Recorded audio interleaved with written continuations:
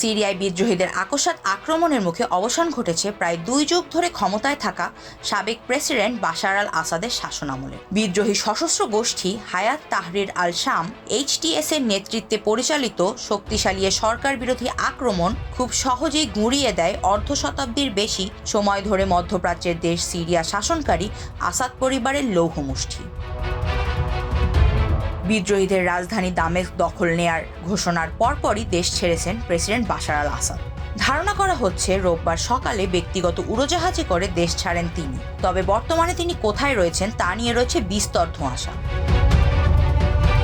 সিরিয়ার 2 জন সিনিয়র কর্মকর্তার বরাত দিয়ে ব্রিটিশ বার্তা সংস্থা রয়টার্স জানায়, বিমান দুর্ঘটনার শিকার হয়েছে প্রেসিডেন্ট বাশার আল আসাদকে বহনকারী উড়োজাহাজটি। এ দুর্ঘটনায় তিনি মারা গিয়ে থাকতে পারেন। বিভিন্ন ফ্লাইট ট্র্যাকিং ওয়েবসাইটের তথ্য অনুসারে বিদ্রোহীদের আক্রমণকালে একটি বিমান দামেস্ক বিমানবন্দর থেকে উড্ডয়ন করে। প্রাথমিকভাবে বিমানটি সিরিয়ার উত্তর পশ্চিম দিকে গেলেও কিছুক্ষণ পরেই উল্টো ঘুরে বিপরীত দিকে উড়ে মানচিত্র থেকে অদৃশ্য হয়ে যায়। তবে ওই ফ্লাইটে আসাদ ছিলেন কিনা তা তাৎক্ষণিকভাবে নিশ্চিত হওয়া যায়নি।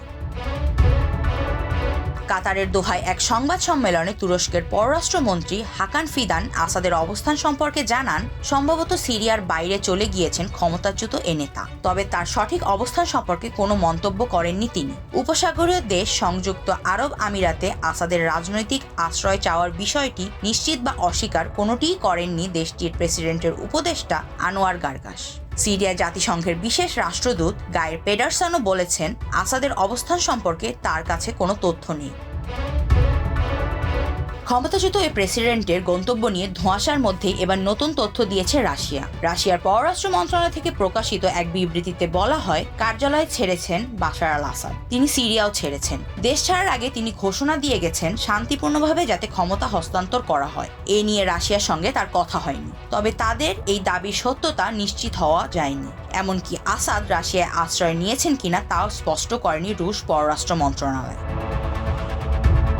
তবে এত সব গুঞ্জন আর আলোচনার মাঝে এখন পর্যন্ত ধোঁয়াশার মধ্যেই রয়ে গেছে সিরিয়ার ক্ষমতাচ্যুত স্বৈরশাসক সাবেক প্রেসিডেন্ট বাশার আল আসাদের বর্তমান অবস্থান।